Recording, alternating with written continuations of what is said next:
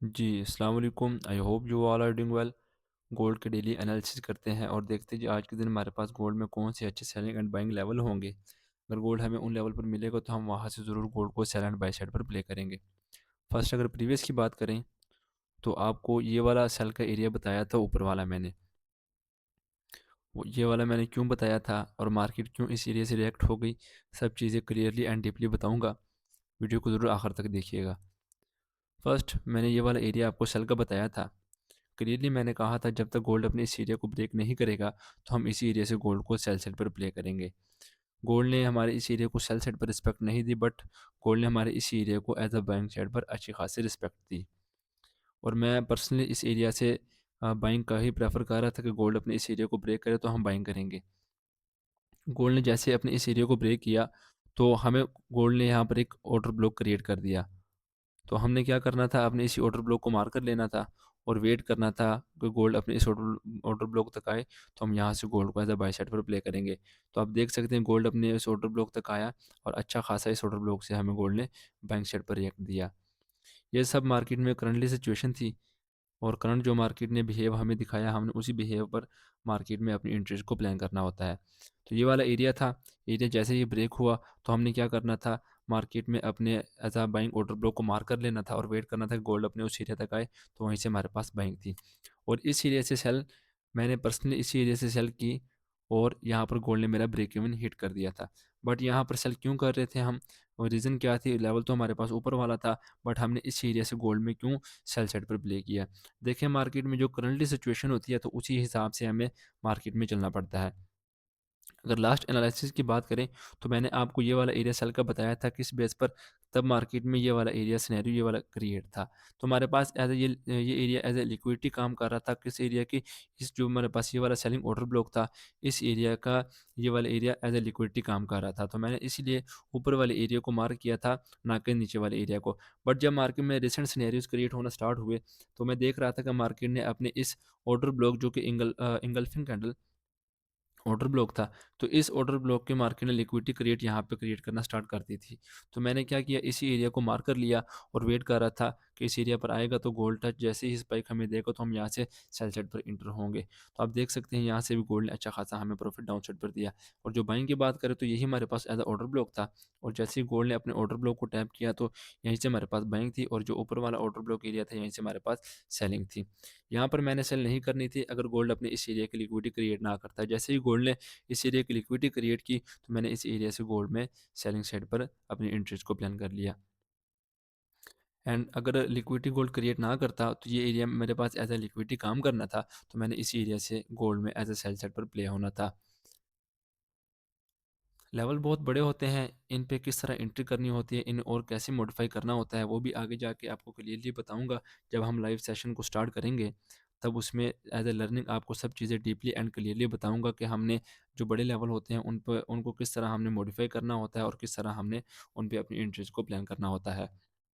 But अभी के लिए जो हमारे पास सेलिंग एंड बाइंग लेवल है उनकी प्राइसेस भी आपके साथ शेयर करता हूँ विद क्लियरली रीज़न। बट उससे पहले फॉरेक्स फैक्ट्री पे जाके देखते हैं कि आज के दिन हमारे पास कौन सी न्यूज़ है जो कि गोल्ड को हाई वोलेटाइल रख सकती है। अगर देखा जाए तो गोल्ड में 6:30 पर हमारे पास अनएम्प्लॉयमेंट क्लेम्स हैं जो कि गोल्ड को अच्छा वोलेटाइल रख सकते हैं। देखेंगे कि फोरकास्ट में उनका डाटा क्या था और रिसेंटली उनका डाटा क्या आएगा। बाकी 6:30 बजे गोल्ड पे जाके देखेंगे। इंशाल्लाह लाइव सेशन को भी स्टार्ट करेंगे, फिर सब चीज़ें हम live as a learning and as a practice सब कुछ लाइव सेशन पर करेंगे। अभी जो हमारे पास गोल्ड में सेलिंग एंड बाइंग जो लेवल्स हैं तो उनके क्लियरली बता देता हूँ कि किस तरह हमने उन लेवल पर सेल एंड बाय करना है और क्यों करना है। फर्स्ट अगर देखा जाए तो गोल्ड ने हमारे पास एक डाउन साइड की रैली दी थी, डाउन पर मार्केट अपने स्ट्रक्चर को ब्रेक करती आ रही थी, बट मार्केट में करेक्शन आई। इस करेक्शन पे हमने किस तरह अपने इंटरेस्ट को प्लान करना होता है सब चीज़ें बता देता हूँ अभी। अभी जो हमारे पास फर्स्ट जो बाइंग एरिया है वो हमारे पास यही ऑर्डर ब्लॉक एरिया, जब तक गोल्ड अपने इस एरिया को ब्रेक नहीं करेगा हम इसी एरिया से अगेन गोल्ड को एज अ बाय साइड पर प्ले करेंगे। लेवल की प्राइसेस आपके साथ शेयर कर देता हूँ।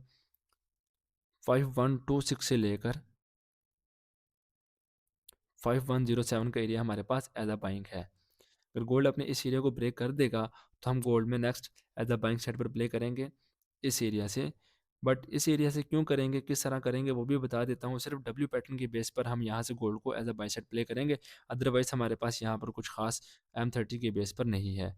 और छोटे से लेवल से हम गोल्ड को यहाँ से प्ले करने की कोशिश करेंगे। एज अ हम सिर्फ जो हमारे पास लास्ट डोजी कैंडल है, या तो हम इसके ऊपर वाली विक के साथ बॉडी को मार करेंगे, या तो हम इसके डाउन वाली विक के साथ बॉडी को मार करेंगे। गोल्ड अगर इस एरिया पर आएगा और हमें डब्ल्यू पैटर्न क्रिएट करता हुआ सिनेरियो देगा, तभी हम गोल्ड को यहाँ से बाय करेंगे, अदरवाइज हम गोल्ड को इस एरिया से बाइंग नहीं करेंगे। क्लियरली इस बात को अपने माइंड में रख ले, यहाँ से बाइंग करने के दो ही सिनेरियो हमारे पास हो सकते हैं। अगर डब्ल्यू पैटर्न की लिक्विडिटी गोल्ड स्वीप करेगा, तभी हम गोल्ड में इस एरिया से अपनी बाइंग को प्लान करेंगे। अगर इस तरह नहीं करता तो हमें हाई पॉसिबिलिटी कंफर्मेशन के साथ यहाँ पर गोल्ड कुछ कैंडलस्टिक पैटर्न बनाएगा, तो तभी हम इस एरिया से गोल्ड में बाइंग साइड पर प्ले करेंगे, अदरवाइज हम इस एरिया से गोल्ड में बाइंग साइड पर प्ले नहीं करेंगे, क्योंकि जो भी डब्ल्यू पैटर्न्स होते हैं वो हमेशा मार्केट में ट्रैप होते हैं। इसलिए जो हमारे क्योंकि ये सारे रिटेलर्स को पता होता है कि जो बिग ट्रेडर होते हैं यही चीज़ें जानबूझकर क्रिएट करते हैं कि रिटेलर इसमें ट्रैप हों। तो इसी वजह से अगर डब्ल्यू पैटर्न आएगा, हम यहाँ पे एंट्री करेंगे, एंट्री करने के बाद स्टॉप लॉस हमारा यहाँ पर होगा। बिग ट्रेडर क्या करेंगे, इन लिक्विडिटी को स्टॉप लॉस को हंट करेगा, उसके बाद अपना एक्चुअल मूव क्रिएट करेगा। या तो गोल्ड को डाउन ले आएगा और डाउन ले आएगा, और या तो फिर इसी एरिया की लिक्विडिटी स्वीप करने के बाद ऊपर वाली साइड पर चला जाएगा। लेकिन हमने रिसेंट सिनेरियोज को मद्देनज़र रखते हुए अपनी एंट्रीज को प्लान करना है। अगर हमारे पास स्ट्रॉन्ग कन्फर्मेशन के साथ गोल्ड यहाँ पर हमें लिक्विडिटी स्वीप के बाद क्लोजिंग ऊपर दे, तब हम अपनी एंट्री को प्लान करेंगे। या फिर गोल्ड हमें यहाँ पर कोई कैंडलस्टिक पैटर्न की कंफर्मेशन दे, तो तब हम यहाँ से गोल्ड को एज अ बाय साइड पर प्ले करेंगे, अदरवाइज हम इस एरिया से गोल्ड को बाय साइड पर प्ले नहीं करेंगे। डायरेक्टली अगर आएगा तो बाय साइड पर प्ले नहीं करेंगे। और सेकंडली, अगर जो हमारे पास buying area valid buying area है, जो अभी भी स्टेबल है, अगर गोल्ड इस एरिया पर मिलेगा तो यहाँ से बाइंग करेंगे। क्योंकि प्राइसेस हमारे पास अभी भी हैं, उनकी प्राइसेस आपके साथ अगेन शेयर कर देता हूँ। 4999 से लेकर 4981 का एरिया हमारे पास अभी भी बाइंग के लिए वैलिड है। गोल्ड इस एरिया पर मिलेगा तो हम यहाँ से एज अ बाय साइड पर प्ले करेंगे, क्यों, जब तक ये एरिया ब्रेक नहीं होता। और जो ऊपर वाला एरिया है उसका भी बता दिया है हमने, उस पर किस तरह अपनी एंट्री को प्लान करना है। और सेलिंग के लिए हमारे पास यही एरिया अभी भी स्टिल वैलिड है, जिसकी प्राइस हमारे पास 5205 से लेकर 5223 का एरिया हमारे पास अभी भी सेलिंग के लिए स्टिल वैलिड है। यहाँ पर मिलेगा तो हाई कंफर्मेशन के साथ कुछ कैंडलस्टिक पैटर्न को देखेंगे, तभी हम यहाँ से अपनी सेलिंग एंट्रीज को प्लान करेंगे। एंड अदरवाइज जो हमारे पास वैलिड स्टिल वैलिड जो एरिया है अभी, जिसकी हाई एक्यूरेसी थोड़ी ज़्यादा है नीचे वाले लेवल से, तो वो हमारे पास ऊपर वाला एरिया है। उसकी प्राइस हमारे पास 5248 से लेकर 5280 का एरिया हमारे पास अभी भी सेलिंग के लिए स्टिल वैलिड है।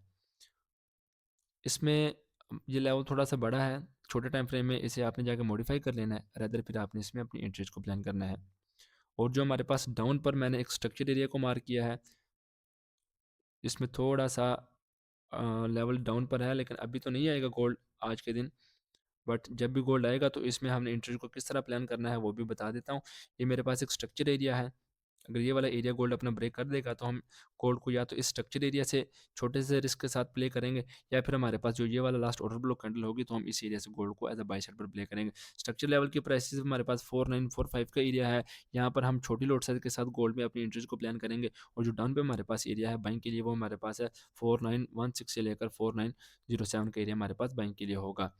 अच्छा, तो हम ऐसा भी नहीं कर सकते कि गोल्ड आएगा यहाँ तक वेट करते रहेंगे फिर अपनी एंट्रीज को यहाँ पर प्लान करेंगे, नहीं। अगर गोल्ड हमें यहाँ पर कुछ सिनेरियो सेलिंग के देगा तो हम गोल्ड में यहाँ से अपनी सेल साइड की एंट्रीज को प्लान करेंगे। आई होप लेवल एंड सब चीज़ें क्लियर होंगी। चैनल को जरूर सब्सक्राइब करें, बेल आइकन को प्रेस करें, ताकि इसी तरह की इन्फॉर्मेटिव वीडियोस आपके साथ डेली बेसिस पर शेयर की जाएँ। और थोड़ा सा अपना टर्मिनल शो करवा देता हूँ MT5, जो कि मैंने लास्ट इस इन्हीं एरिया से एक अपनी बाई को प्लान किया था। यहाँ पर मेरी एक बाई थी, और सेलिंग के लिए मैंने इस एरिया से सेल को प्लान किया था, जो कि मेरा ब्रेक इवन गोल्ड ने हिट कर दिया था। बट कोई मसला नहीं, मगर गोल्ड है तो हमें एंट्रीज मिलती रहेंगी। बट यहाँ पर मेरा एक ब्रेक इवन हिट हो चुका था।